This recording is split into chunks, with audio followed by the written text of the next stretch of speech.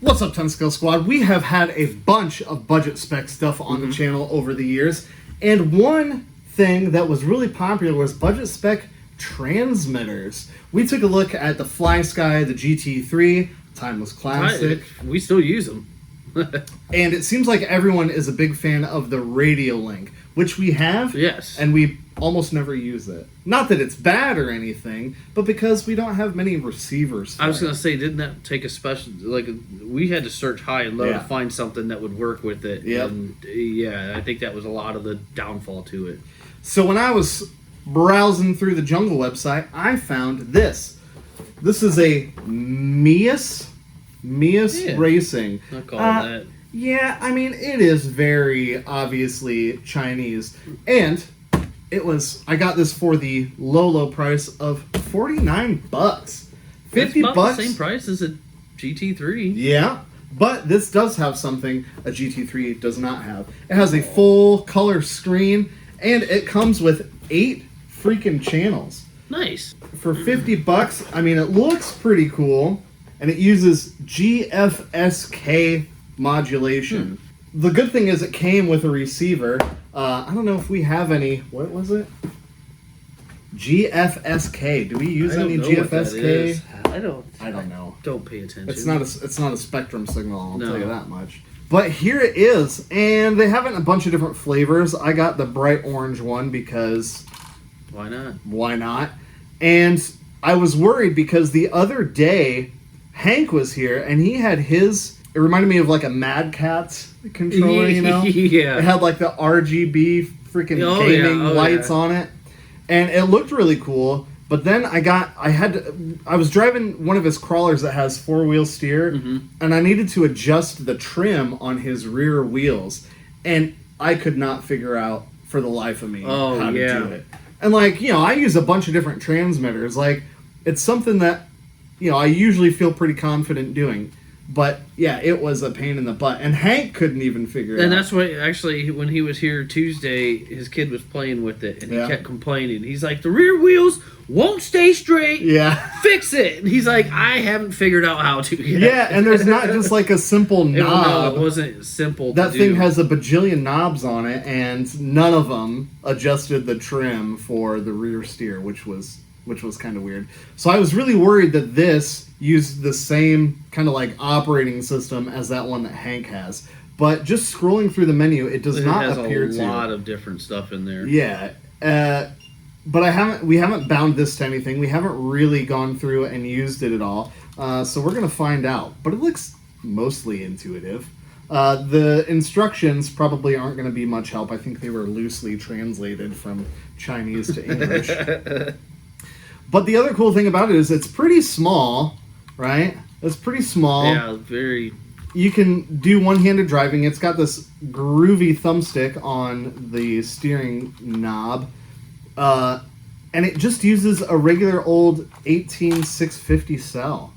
Like no double A's to put in there. And, you know, if you're a vape god, like I am, you probably got a few of these laying around. And it just uses USB Type-C charging. Love to see it. It surprises me how many things nowadays still do not use USB Type-C. Oh, I know. And I pull it out of the box and I get furious. But this thing, USB Type-C, it looks freaking cool. When we were going through the settings, I found this thing that says, where is it? Game. Well, it's got a little racing game on it. You use the throttle and the steering control to navigate.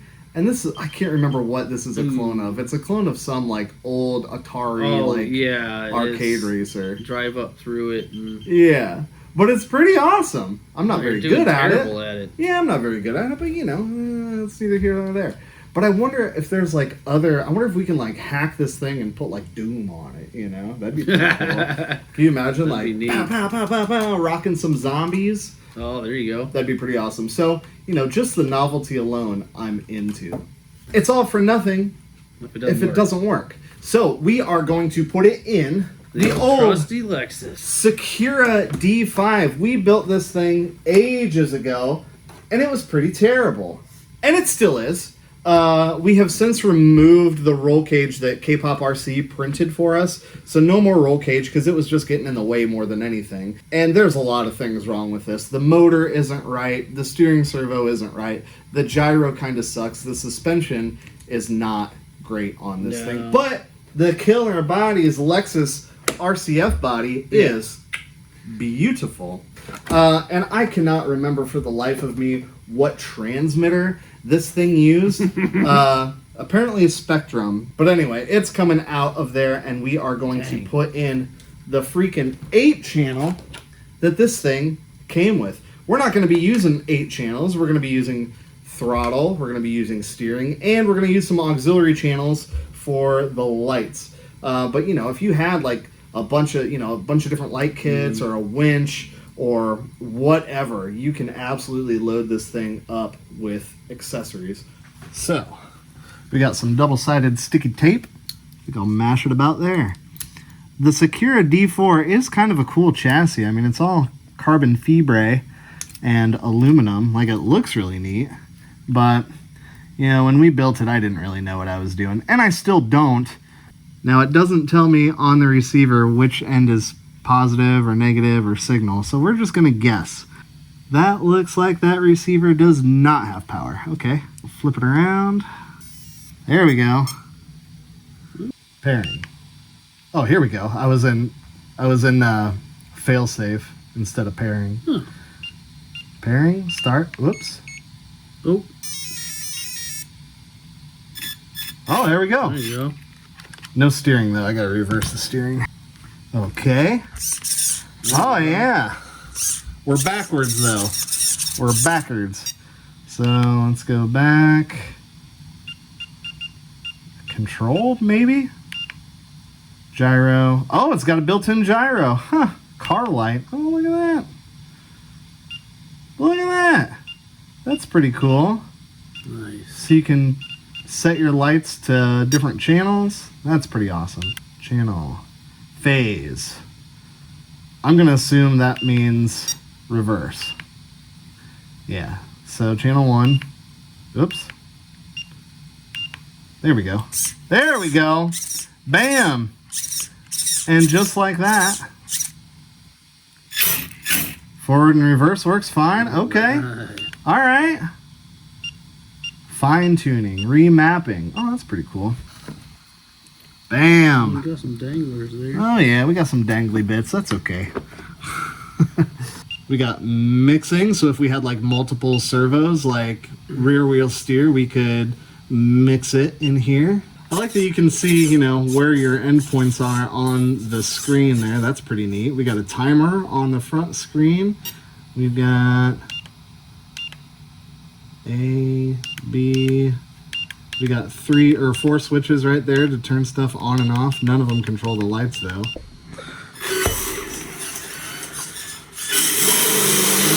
Oh! Yeah. Yeah.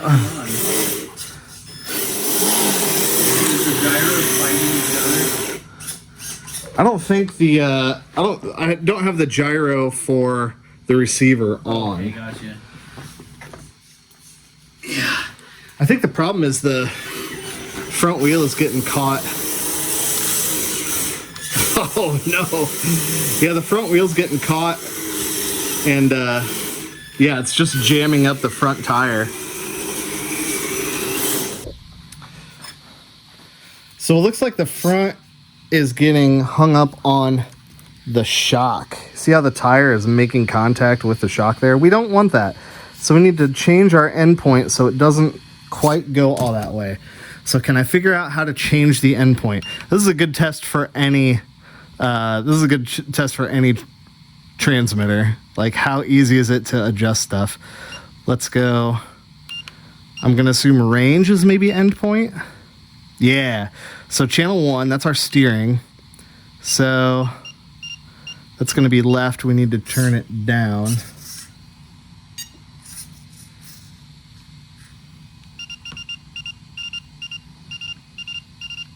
And that appears to be doing absolutely nothing. It's not doing anything the other way either. And we're like all the way down. What if we go back? Oh, there we go. Yeah, if we exit out of it, then it makes the change. So we can actually bump that up from 40. So let's go here. Let's try 50. Ooh, and 50 is really, really close. We're just barely not touching the shock there. All right, freaking nailed that one pretty good. Now how do we get to the other side? There we go, okay. So now we'll change this one to 50.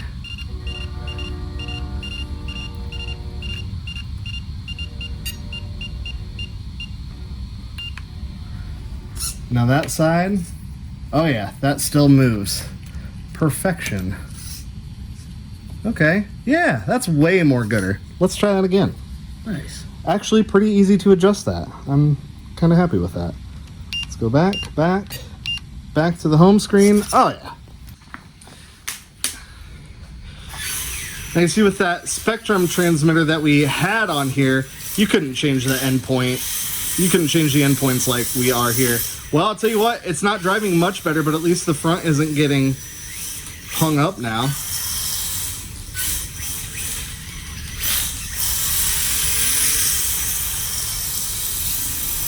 Oh yeah, there we go.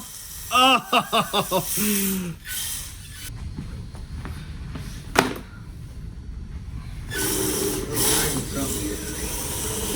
Oh, the balance port's hanging out of the side of it. Oh yeah. Yeah, there we go. Ish. I think a lot of that has to do with the composition of those tires as well. Oh yeah, these tires are not good. Not really nuts to the surface. No. I'll tell you what though, that's driving better than it ever has before. Good. Yeah.